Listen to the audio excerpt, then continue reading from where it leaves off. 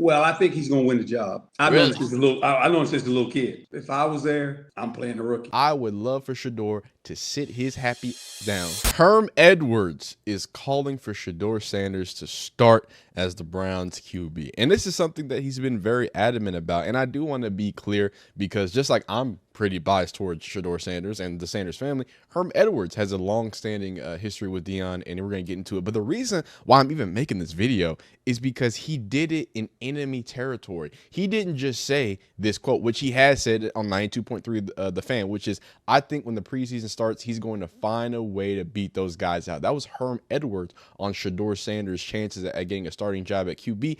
And then, not just that, how about the biggest Sanders hater of all time, Coach JB, going right to his face and telling him the same thing? Let's see it. Well, I think he's going to win the job. I've known him since a little. I know him since a little kid. All right, I know Dion, and I think the Dion factor, that bravado, that's why teams kind of went, we don't want this, right? But I didn't think he would drop that far. When you decided to draft him, you knew what you were going to get, and they didn't want all that attention. If I was there, I'm playing the rookie. I used to tell the veterans this: if it's even with you and a rookie, I'm gonna play the rookie. I'm gonna get the better value, the better time, the fresher legs. It makes more sense. We have an extended cut there. We're gonna get deeper into it. But just speaking on that, what he's speaking about, I want to make a few points because again, I'm not talking about Shedeur as much. We're deep in the offseason right now. I'm just sprinkling these here and there. And then when we get back into some padded football, I'll start smacking y'all over the head with a little more. But this one is interesting because I think that we've gotten so lost in the videos that are being made and me trying to fight against some of the narratives that I think that y'all think that I am, again, like I talk about, a Shedeur Glazer, or I'm a this, or I'm a that, when what I am saying is just what the NFL coaches are saying, what the head coaches are saying, what NFL players are saying. And it is not this crazy glazing take. I would be a crazy glazer if I said, hey, Shedeur is my #1 quarterback. I said had him going 1 overall, had him going #2 overall, all this other. If I said those types of things, but you can go look at the videos. I have never once said that. I have never once said that Shedeur Sanders has done nothing wrong. Never once said that. I never said that there weren't logical reasons for someone to not want to take him as a first-round pick. The whole conversation around this draft class was that it was a weak draft class, including Jackson Dart, including Cam Ward in some aspects, right? So you're not gonna pee on me and tell me it's raining, okay? You're not gonna reframe it, and on top of that, what is wrong with what Herm Edwards said?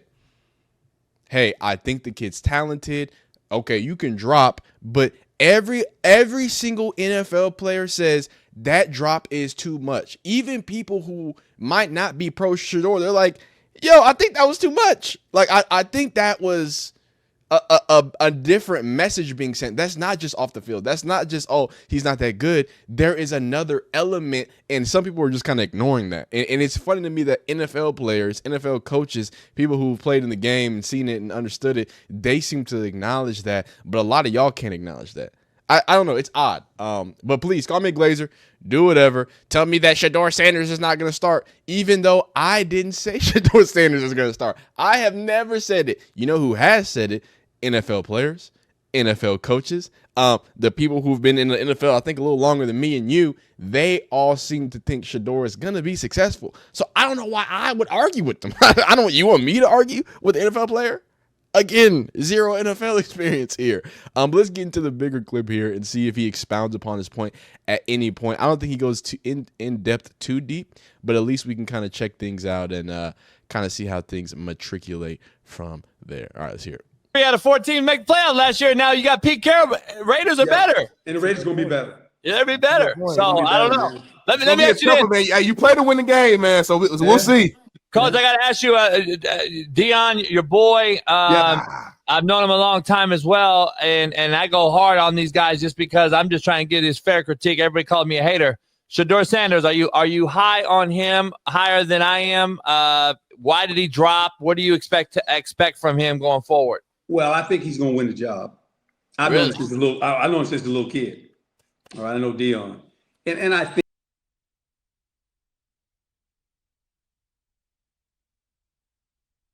think the Dion factor, that bravado, that's why teams kind of went, we don't want this, right? You know, I mean, call it like it is. They didn't want that, but I didn't think he would drop that far. Yeah, it's crazy. But you know, once they start falling, then it's just But I think that was all because of when he came, when you decided to draft him, you knew what you were going to get, and they didn't want all that attention. The organizations. They said, we don't want this. We don't want that. Now, hey, and people say, well, it doesn't matter. Well, it does matter. It matters this way, because the bonus you get when you're a first-round pick compared to a fifth-round pick, you never make up that money. So now, and you know, and he'll eventually, okay, he'll be a starter and all that. Eventually, hopefully that really works out for him. But at the end of the day, man, it was like me being a free agent. I didn't get drafted. Right.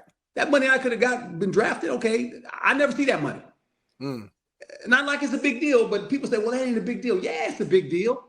It's a big deal, man. When you go from a first-round pick to a third-round pick or a fourth-round pick. Especially at that age, right? Especially at that age. He went fifth.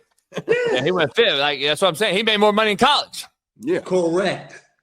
So let me ask you, are you saying starter day one, or he's going to earn the job as the season goes with it? Because you got OG Flacco there. He's probably in his last year, but Kenny Pickett. He's won it all. He's got his experience. I don't know. Yeah, but I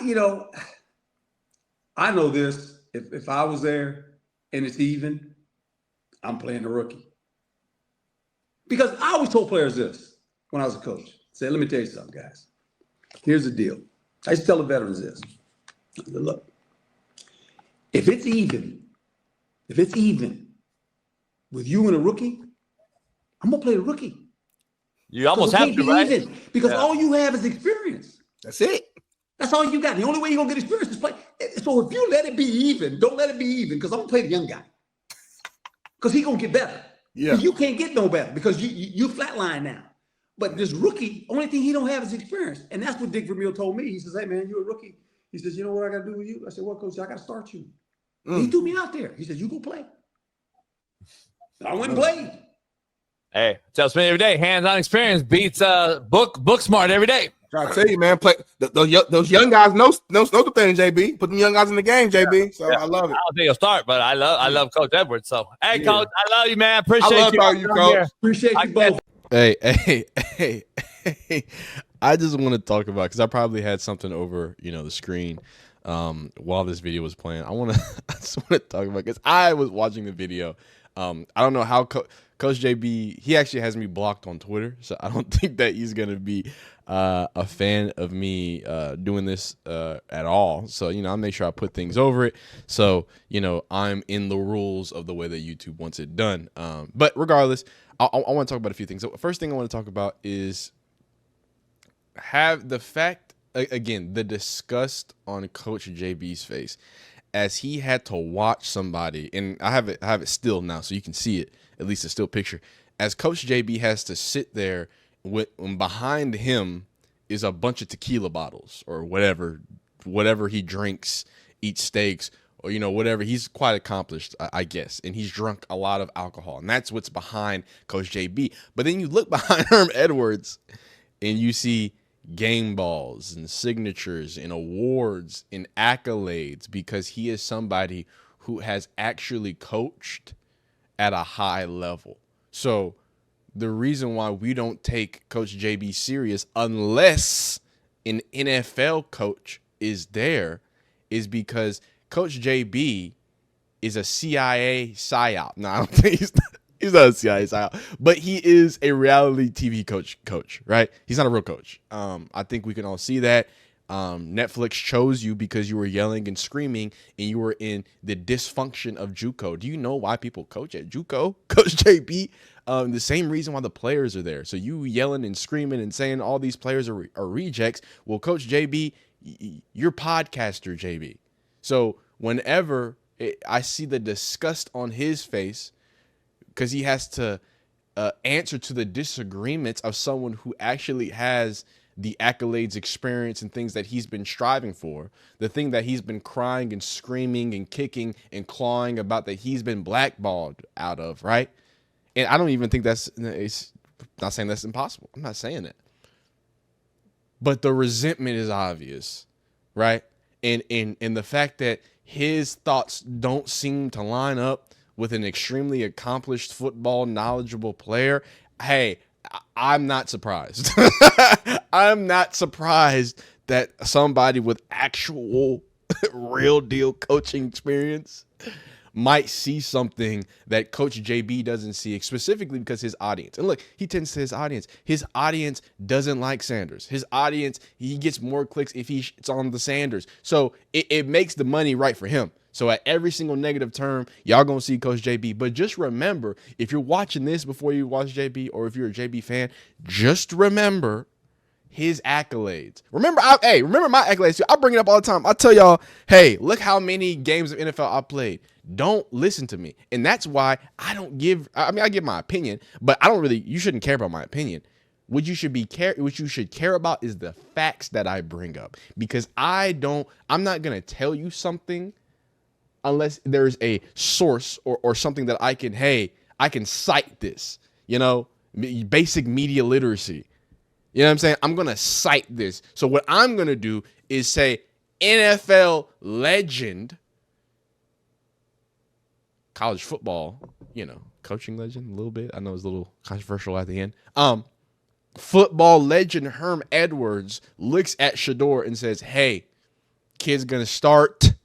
He's going to start. He didn't say the cookie cutter. Even Tom Brady, because Tom Brady did that. Oh, well, he's going to be all right. He's going to be okay. He's going to figure it out. No, Herm Edwards says, hey, he's going to start.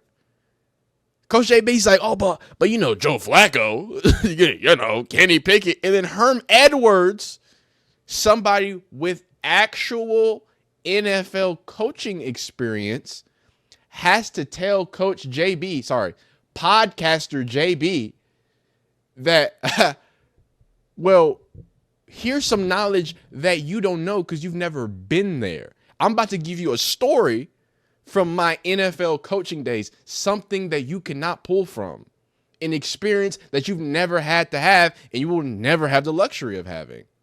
Right? We can agree, right? Okay? So when he pulls from that, and you still find a way to, I'm just saying, I don't think he's going to, I'm saying, No, dog, I think he's going to start. I think he's got a better contract situation. I think he's getting paid less money, less commitment from an NFL coach's standpoint. Coach JB, I get it's hard for you to grasp that. Sorry, again, podcaster JB, because you haven't coached at any significant level except for on Netflix, dog. So y'all in my comments, y'all's opinions, all y'all trollers, Shedeur is bad, Shedeur is he's going to get cut. Hey, I respect y'all's opinions more than Coach JB, because at least you're not cosplaying as something that you're not, right? You're just a commenter giving your opinion. Hey, you think Shedeur is bad. You think he's a Nepo baby. Hey, good on ya, mate. I'm not going to change your opinion. But what I will do is bring my facts to Coach JB's facts, and the foundation that Coach JB is standing upon when he gives his, whether it's hatred, criticism, whatever he likes to call it. You're sitting on 2 Netflix series and years of complaining about being somewhere that you're not. And Herm Edwards, as controversial as the end of his career and different things as it is, he has actually done the things. So again, I would like to listen to what the NFL coach has to say about NFL players, not the JUCO. Sorry, JUCO. That's giving him too much credit. Not the Netflix coach. Not the we hadn't heard of you unless there was 2 successful seasons of EMCC. And then in your last 2 seasons, you basically blew the shit up because all you wanted to do was drop kick people and cuss 18 to 20-year-olds out, which seems like a fun time. I'm sure you had a great time, Coach JB. But great to see him have the issue. And it did seem like an issue. I'm just going to put these up here. Just more people, again, I just bring facts. Here's more people talking about what Shedeur can do, the confidence that they have that he can start and or excel. And I'm gonna leave this up here as I make my final point, right? Because we're done. I'm done talking about Coach JB. I want to talk about Shedeur Sanders starting. And before that, I kind of alluded to it, like the bias, right? For all that I said about Coach JB, we do have to acknowledge that Herm Edwards does have a bias, right? He does. He's a Deion Sanders guy. Okay, so there, as much as I give, hey, Coach JB, just don't listen. There's just nothing. There's nothing coming out of his mouth that's going to be formidable or anything that doesn't rely on just trying to get rage bait clicks out of you. I'm just being honest with you. He's good at it. He's good at rage bait stuff. But when we talk about someone like Herm Edwards, the grain of salt has to be placed on his bias, which is truly Sanders. In the same way that you need to put anything I say bias, because I've openly told you, hey, I'm biased towards Sanders. I'm biased towards Shedeur. I'm biased towards them horns. I don't know if you can see. Oh, you can't see it. I'm biased towards them horns, right? So take it with a grain of salt. So let's put that aside. Let's put that on the shelf. You know what I'm saying? Let that sink in. You know what I mean? He's standing at the door. And I'm going to disagree with Herm Edwards. Holy moly guacamole. Again, please don't agree with me. I'm going to cite things that I know. I would love for Shedeur to sit his happy down, continue to grow his notoriety, continue to show himself as an asset towards the NFL, Cleveland as a whole, see them jersey sales go up while he's not even playing, while he's just, being a good teammate, doing what he does. And then on top of that, he gets to learn.